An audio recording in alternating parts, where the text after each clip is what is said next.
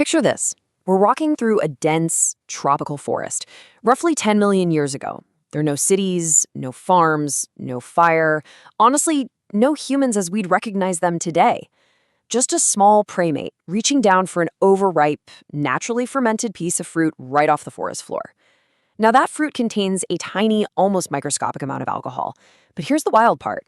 That single bite, it might just be the spark of one of humanity's longest-running relationships. Welcome to this explainer, where we're going to unpack the deep and honestly super fascinating history of humans and alcohol. And that brings us to a huge mystery for us to explore today. When did we actually start drinking? I mean, was it just a total accident? Did we only figure it out after we invented farming? Or, crazy as it sounds, were our ancestors interacting with alcohol millions of years before civilization was even a thing? Well, the answer is way older and definitely more surprising than you might think. So here's our roadmap for today. We'll start with the drunken monkey hypothesis, look at the first human brewers, see how alcohol became a liquid social glue, dive into the distillation revolution, and finally, look at the evolutionary mismatch. Let's jump right into section 1, the drunken monkey hypothesis, or alcohol before humans. So the whole story basically starts with yeast. Yeast naturally converts fruit sugars into ethanol, and that leads us to this really cool idea called the drunken monkey hypothesis. Scientists think that ancient fruit-eating animals were constantly stumbling upon naturally fermented fruit. The hypothesis suggests our ancient primate ancestors actually evolved a strong attraction to the smell of ethanol. Why? Well, because that very specific scent was basically a giant neon sign pointing to ripe, energy-rich food. Following your nose to that smell gave you a massive evolutionary advantage, literally leading you to the most calorie-dense food in the jungle before your competitors could even find it. Looking at the timeline, our history with alcohol is marked by some massive leaps. But the craziest part? Long before organized brewing in China or funeral beers in ancient Israel, the whole thing kicks off with a crucial genetic shift, a staggering 10 million years ago. That pivotal shift, it was the ADH4 enzyme mutation. Genetic studies show that about 10 million years ago, the ancestors of humans and African apes actually developed a biological upgrade to their ADH4 enzyme. This tweak meant they could finally break down ethanol from fallen fruit effectively. Now, don't get me wrong, they weren't out there getting drunk every day. It just meant they could safely eat way more fruit off the forest floor, where natural fermentation happens all the time. So long before we ever figured out how to brew a beer, nature was already serving it up. Moving on to section 2, the first human brewers, and how we went from just finding fermented fruit to actually making it. So how did we make that jump from foraging for alcohol to brewing it ourselves? Well, scientists looked inside these ancient stone mortars found in Israel's Rekefet cave. And get this, they date back 13,000 years. Inside, researchers found chemical residue proving that ancient hunter-gatherers were actually brewing a sort of beer-like beverage. But here's the kicker. They weren't just throwing back a cold one on a Tuesday. This brew was crafted specifically for highly important funeral rituals to honor the dead. Think about that timeline for a second. 13,000 years ago. That means people were brewing alcohol way before farming was even a widespread thing. And that fact alone has sparked this huge ongoing debate among archaeologists. Did we invent farming so we could bake bread? Or did we do it because we really wanted beer?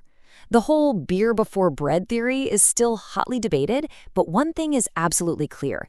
Alcohol was playing a major, central role in our social and ritual lives right at the dawn of agriculture. Let's fast forward a bit to 9,000 years ago, around 7,000 BCE, in Jiahu, China.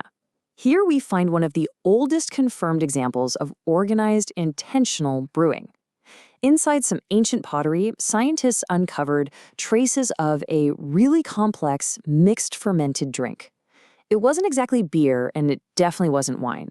It was this wild mix of rice, honey, grapes, and even hawthorn fruit. Honestly, it was a super sophisticated, completely intentional craft beverage. That brings us to section 3, liquid social glue, and its role in survival and society. You have to remember, back in the ancient world, alcohol wasn't just about having a good time. It was a literal survival tool. Early beers and wines were often way safer to drink than the local water supply because the whole fermentation process helped kill off harmful microbes. Plus, it acted as a liquid preservative, locking in essential calories from grains and fruit that would have otherwise just rotted away. Eventually, it evolved into the ultimate social glue. It was shared at harvests, weddings, funerals, and big political gatherings, bonding early human communities together like never before. I mean, just imagine checking your bank account today and seeing a deposit of IPAs, because in ancient Mesopotamia and Egypt, that's kind of how it worked. Early workers and the people who literally built the pyramids were paid with daily rations of beer. It was currency, a solid source of calories, and a little bit of comfort all rolled into one. What's really wild is how universal this was. Humans everywhere figured this out. They just used whatever ingredients they had on hand. In China, they fermented rice. In the Middle East, it was barley. The Mediterranean used grapes. Europe used honey for mead. And over in the Americas, they were fermenting corn. The local plants totally changed depending on where you lived, but the core human drive was exactly the same: to celebrate, to mourn, to trade, and to build a community.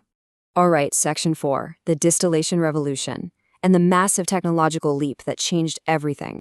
So, lots of animals might occasionally snack on some fermented fruit, but humans are the only ones who took it to the next level.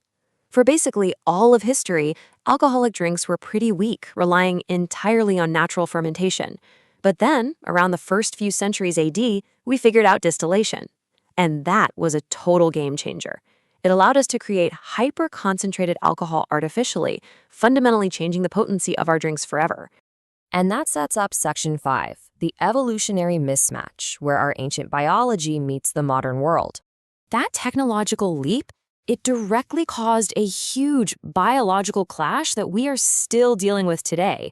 Remember that ADH4 enzyme mutation from 10 million years ago? Well, our bodies evolved to handle very small amounts of naturally occurring alcohol from eating fruit. They absolutely did not evolve to process the unlimited, hyper-concentrated spirits we have sitting on shelves today. Modern alcohol is stronger, cheaper, and way more accessible than anything our ancestors ever dealt with. And that creates a serious evolutionary mismatch. The exact same substance that helped build early civilizations can now, when consumed excessively, lead to a really dark side of disease and addiction. As this explainer highlights, looking at this history isn't about glorifying drinking. It's about actually understanding our own biology and respecting our limits. I really love this quote from our source material. Alcohol didn't create humanity, but it has been quietly walking beside us through much of our journey. From that tiny primate reaching for a fallen piece of fruit on the forest floor, to ancient funeral feasts, all the way to the great builders of ancient civilizations, alcohol has truly been one of the oldest, most fascinating companions in our history. So as we wrap up, I want to leave you with this to think about. When we look at the incredible strength and the sheer availability of modern spirits today, how is our ancient 10 million-year-old biology going to adapt and navigate the modern world? It's pretty wild to think about how our oldest questions often reveal the most surprising answers about who we really are. Thanks for hanging out with me for this explainer, and keep asking those big questions.